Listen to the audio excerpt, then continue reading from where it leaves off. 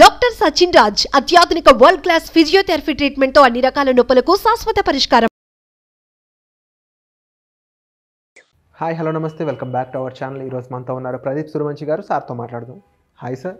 Hello Virat గారు, thanks for inviting మీ. తప్పకుండా sir, and pleasure is our sir. Current మార్కెట్లో bank ఏదైతే ఉన్నాయో అవన్నీ కూడా హోమ్ లోన్స్ ఏ విధంగా ఇస్తున్నాయి, ముఖ్యంగా మన ఆడియన్స్ తెలుసుకోవాల్సిన విషయాలు ఏమేమి ఉన్నాయంటారు? మంచి ప్రశ్న. హోమ్ లోన్స్లో చాలా రకాలు ఉన్నాయండి.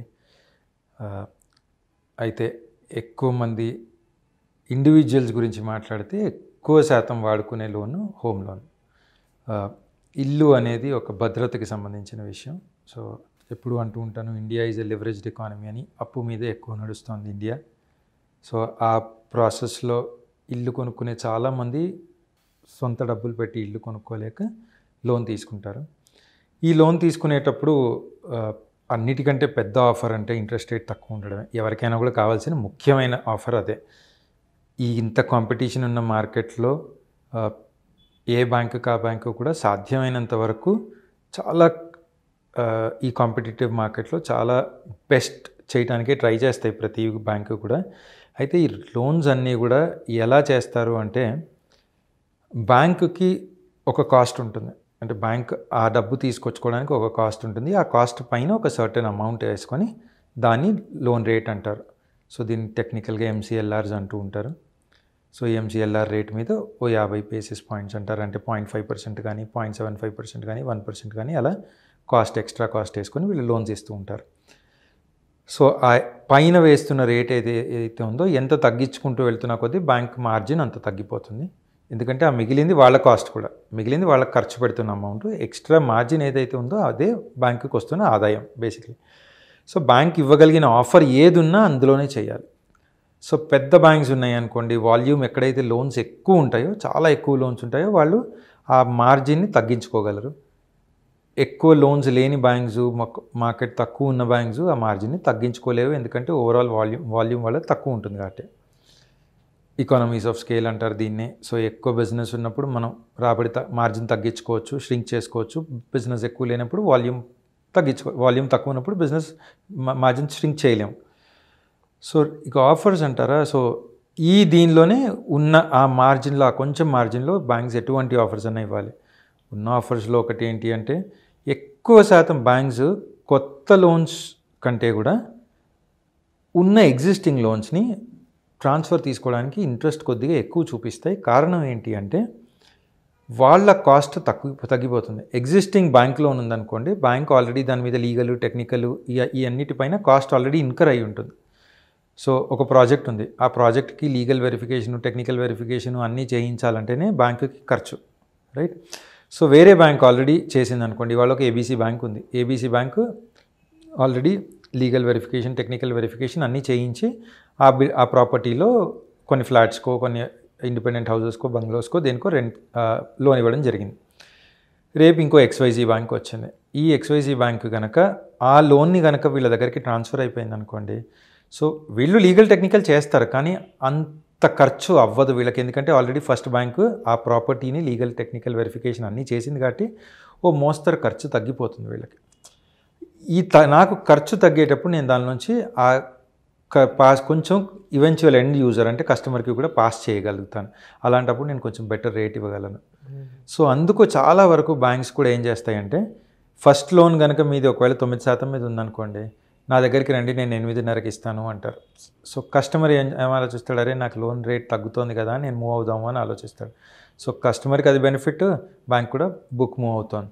పైగా ఇంకొకటి ఏం జరుగుతుంది అంటే, ఎగ్జిస్టింగ్ లోన్ మీద కంటే కొత్త లోన్ తీసుకునేటప్పుడు టాపప్ అంటారు. ఈ టాపప్ లోన్ ఇస్తారు. అంటే మీ ఒరిజినల్ లోన్ 1 కోటి ఉందనుకోండి, 1,50,00,000 కోటో ఎంతున్నా దాని మీద నేను ఇంకొంచెం ఎక్స్ట్రా లోన్ తీసుకోవాలి.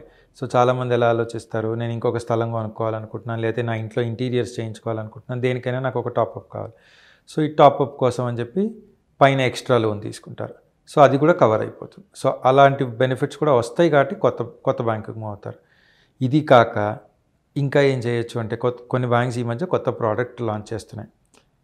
మనము ఎంతకాలం అయితే మన సేవింగ్స్ అకౌంట్, దీన్ని స్మార్ట్ హోమ్ లోన్స్ అంటున్నారు.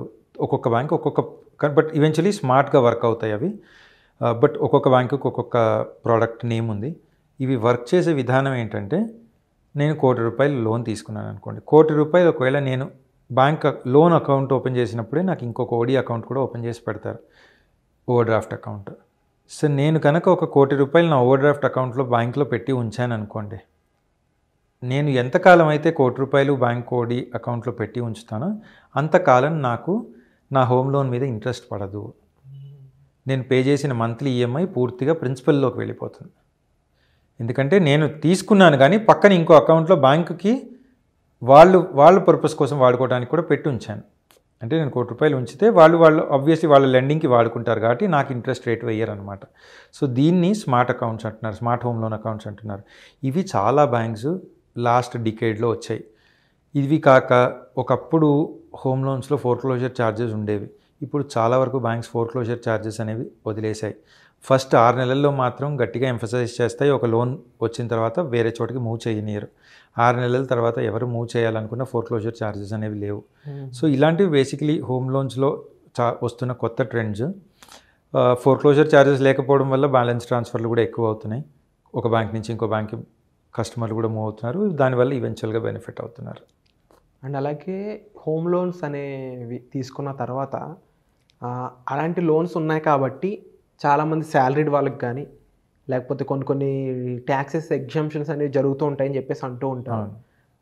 ఇందులో ఎంతవరకు ట్రూత్ ఉందంటారు? ఖచ్చితంగా హోమ్ లోన్, మీ ప్రతి హోమ్ లోన్ మీద కూడా బేసిస్ అది సెల్ఫ్ ఆక్యుపైడా లెట్ అవుటా అంటారు. అంటే నాది సెల్ఫ్ ఆక్యుపైడ్ అంటే నేను వాడుకుంటున్న ప్రాపర్టీకి అయితే ఒక రకమైన ట్యాక్స్ ఎగ్జామ్షన్స్ ఉన్నాయి, అదే నేను రెంట్ అవుట్ చేసేస్తే కనుక ఒక రకమైన ఎగ్జామ్షన్స్ ఉన్నాయి. సెక్షన్ 24 అని ఇన్కమ్ ట్యాక్స్ సెక్షన్ ఉందండి, దానిలో ఎగ్జామ్షన్స్ దొరుకుతాయి. అండ్ సెక్షన్ 80Cలో కూడా దొరుకుతాయి మళ్ళీ. సో ఈ 2 సెక్షన్స్కి రిలేట్ అయి ఉన్న బెనిఫిట్స్ అన్నీ కూడా ప్రతి కస్టమర్ కూడా వాడుకోవచ్చు. ప్రతి హోమ్ లోన్ కస్టమర్ కూడా ఎలిజిబుల్ ఉంటారు. అండ్ అలాగే కరెంట్ మార్కెట్లో 80-90 lakhs లోన్ తీసుకుందామని కూడా రెడీ అవుతున్నారు పీపుల్, ముఖ్యంగా హైదరాబాద్ టైర్ 1 సిటీస్లో, హైదరాబాద్, బెంగళూరు లాంటి వాటిలో, depending on their income. Right. But అదే ఇన్కమ్ చూపించి హోమ్ లోన్ కంటే కూడా వాళ్ళు ఇన్వెస్ట్మెంట్ సైడ్ వెళ్ళే స్కోప్ అనేది ఎంతవరకు కరెక్ట్ అంటారు? అదే నేను మొట్టమొదట స్టార్ట్ చేసినప్పుడు చెప్పాను కదా, ఇల్లు అనేది ఒక భద్రతకి సంబంధించిన విషయం. ఇండియాలో ఇప్పటికీ కూడా దాని ఎమోషనల్ వాల్యూ ఎక్కువ. యూసేజ్ ఎంత ఉంటుందో దాని ఎమోషనల్ వాల్యూ కూడా అంతే ఎక్కువ. పెద్ద పెద్ద ఇన్వెస్టర్స్ ఈక్విటీ మార్కెట్స్లో ఇన్వెస్ట్ చేసేవాళ్ళు, రాకేష్ జుంజున్వాలా అని ఉండేవారు ఒక ఆయన, ప్రస్తుతం లేరు. ఆయన లాంటి వాళ్ళు ఎప్పుడూ కూడా real estate or occupational usage purpose హౌజెస్లో కానీ investment into real estate through loans అనేవి ఎప్పుడు కూడా ఎంటర్టైన్ చేయలేదు ఆయన లాంటి వాళ్ళు. వాళ్ళందరూ కూడా ఎప్పుడు కూడా ఎక్విటీ మార్కెట్లో ఇన్వెస్ట్ చేయండి, that was yielding better returns అని చెప్పేవాళ్ళు. సో అది ఇన్వెస్ట్మెంట్స్కి వెళ్ళేసరికి investment versus usage of the home అనేది ఒక్కొక్కళ్ళ పర్స్పెక్టివ్ ఒక్కొక్కలాగా ఉంటుంది. ఈవెన్చువల్గా ఇన్వెస్ట్ చేసేవాళ్ళు వాళ్ళకి ఏం కావాలి అన్నది ఆలోచించుకోవాలి. నాకు ఇల్లు కావాలా, ఉండడానికి ఇల్లు కావాలా, లేక నేను దాన్ని ఇన్వెస్ట్ చేయాలా అని. మన ఎండ్ మోటో ఏంటి అనేది ప్రాపర్గా అర్థమైతే ఇందులో ఏది కరెక్ట్ ఏది తప్పు అని చెప్పడానికి ఉండదు. ఎందుకంటే అది ఈవెన్చువల్ ఎవరి ఆలోచన బట్టి వాళ్ళకు ఉంటుంది. ఇల్లే ముఖ్యం అనుకునేవాడికి ఇల్లే ముఖ్యం, లోన్ తీసుకుని అయినా పర్వాలేదు ఇల్లు తీసుకోవడమే. ఇల్లు ముఖ్యం కాదు, నాకు నా డబ్బులు వాల్యూ పెరగడం ఇంపార్టెంట్ అనుకునే వాళ్ళకి ఈక్విటీస్లో ఇన్వెస్ట్ చేయడం is maybe still a right option.